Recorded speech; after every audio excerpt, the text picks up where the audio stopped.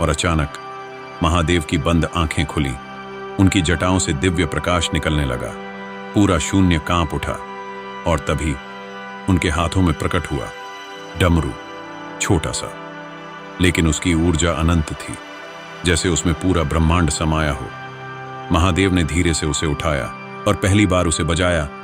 टम टम टम। उस एक ध्वनि के साथ पूरा शून्य कांप उठा। वह केवल आवाज नहीं थी, वह सृष्टि का पहला स्पंदन था।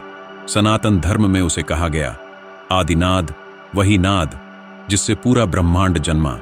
ऋषियों ने कहा नाद ब्रह्म, अर्थात ध्वनि ही ब्रह्म है। आज आधुनिक विज्ञान भी कहता है कि पूरा ब्रह्मांड कंपन और ऊर्जा से बना है, लेकिन हजारों वर्षों पहले हमारे आर्षि इस सत्य को जान चुके थे। उन्होंने कहा था हर ग्रह, हर तारा, हर जीव एक अदृश्य ध्वनि पर चल रहा है और उस ध्वनि का मूल स्रोत है महादेव का डमरू। जैसे ही डमरू की ध्वनि फैली, शून्य में हलचल होने लगी। सबसे पहले उत्पन्न हुआ आकाश, फिर वायु, फिर अग्नि, फिर जल और अंत में पृथ्वी।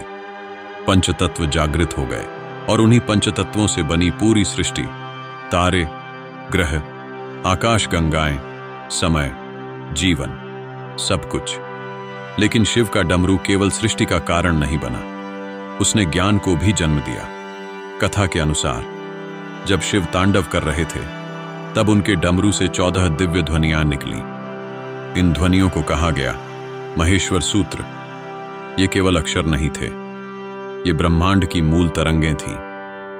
इन ध्वनियों में इतनी शक्ति थी कि अर्षि मुनि समाधि में चले गए। उन्हीं दिव्य ध्वनियों को सुनकर महान अर्षि पाणिनि ने संस्कृत व्याकरण की रचना की।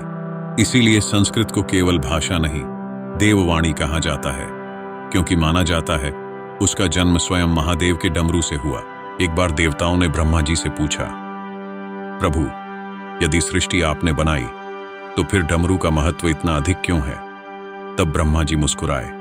उन्होंने कहा, मैंने केवल रूप बनाए हैं, लेकिन उनमें चेतना शिव के नाद से आई है।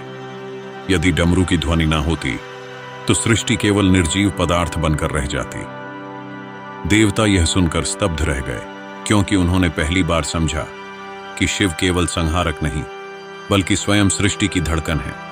कहा जाता है कि जब भी महादेव डमरू बजाते हैं